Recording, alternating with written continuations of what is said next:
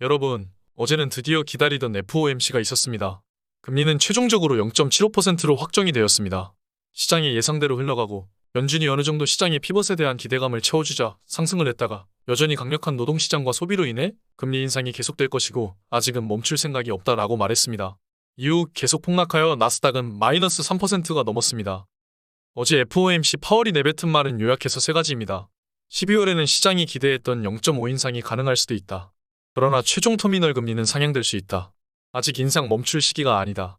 이렇게 세 가지입니다. 닉 티밀하우스는 연준의 입으로 유명합니다. 그는 이전부터 계속 연준의 피벗을 기대하지 말라고 전달해왔죠. 그렇기에 큰 충격에서 어느 정도 벗어나서 시장이 반응을 한 것이 아닌가 보입니다. 지금 가장 높은 확률의 최종 터미널 금리는 500에서 525입니다. 시장은 어제 그 사실을 반영했습니다. 금리 인하는 내년 11월 즈음에 이루어질 것이라고 보고 있습니다. 연착륙에 대한 파월의 생각도 계속 어려울 것이라고 말했다. 조금 더 확률이 줄었다. 시장의 피벗 기대감을 완전히 불식시킨 연설과 기자회견이라고 볼 수 있었습니다. 저는 FOMC 대비 영상에서 시나리오 두 가지 말씀드렸습니다. 상승시 관망하다가 채권 덤핑 때 매수, 파월 강경태도 하락시 매수 시나리오에서 저는 두 번째 시나리오가 더 기다려진다고 말씀드렸고 이번에 그 시나리오대로 흘렀습니다. 저는 이틀 전 영상에서 두 번째 시나리오가 더 기다려진다고 말씀드렸던 이유는 제 포지션을 늘리기 위함이었습니다. 이런 기회가 몇 번 오지 않으니까요. 저번처럼 장전에 3% 이상 하락한 것이 아니라 이번엔 장후에 발표했기 때문에 장후에 3.3% 정도 하락을 했습니다.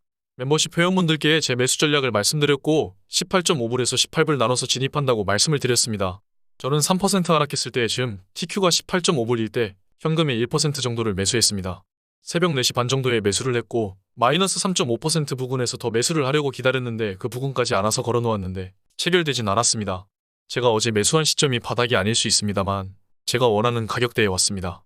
그래서 매수를 했고 1차적으로 자금을 소량만 투입했고 하락이 언제까지 이어질지 모르니 계속 분할 매수를 하는 것입니다. 어제 샀는데 산 가격보다 더 떨어진다면 마음 아파하시는 분들이 있습니다. 그렇게 하면 주식 투자하지 말아야 합니다. 내가 저점에서 살 수 있다고 알고 있는 것이 교만한 것입니다.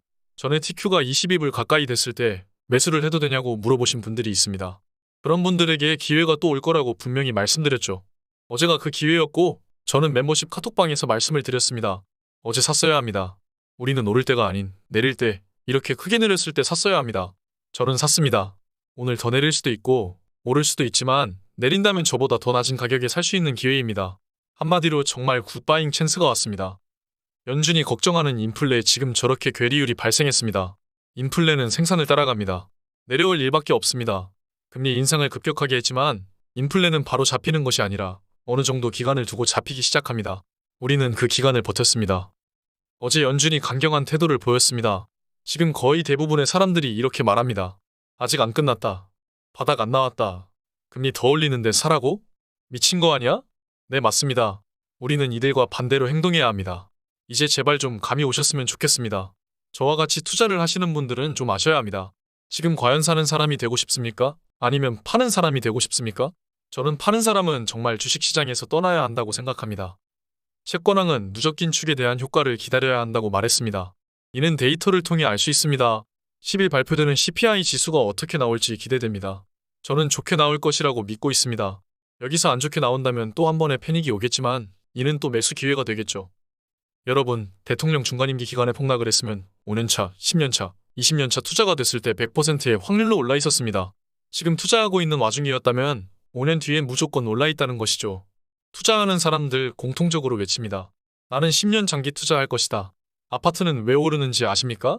10년 동안 안 팔기 때문입니다. 아파트는 사실 오르는 퍼센티지가 그리 높지 않습니다. 주식이 훨씬 매력적입니다. 그러나 주식으로 1,000만 원 이상 수익 보는 사람은 대한민국 4%입니다. 저는 작년까지 계속 4% 안에 들었습니다. 올해는 어떻게 될지 모르지만 저의 감각이 말해주는 것은 투자를 해야 된다는 것입니다. 여러분, 지금 회사 CEO들의 심리 지수가 최악입니다. CEO들 자신감 지수가 최악이라는 것이죠. 지금 2022년의 CEO 자신감이 정말 최악입니다. 저 때마다 거의 주가는 바닥이었죠. 지금이 바닥이 아니더라도 상관없습니다. 지금은 매수해야 할 때입니다. 우리는 팔 때가 아니라 사야 합니다. 계속 모아야 합니다. 기회 줄 때 말입니다. 오늘 여기까지 하겠습니다. 지금까지 영상 봐주셔서 감사합니다. 아테나 이상 멤버십에 가입하시고 커뮤니티와 카카오톡방에서 더 많은 실시간 저희 매도와 매수를 보시고 정보를 접해보세요. 투자하면서 혼자 멘탈을 관리하는 것보다 더 효율적인 방법이 될 수 있습니다. 커피 두 잔으로 매달 실시간 시황과 가장 빠른 뉴스와 팩트를 전달받아보세요. 제 모든 것을 걸고 있습니다. 정말 추천드립니다. 함께 커뮤니티를 만들어 가보고 싶습니다. 감사합니다.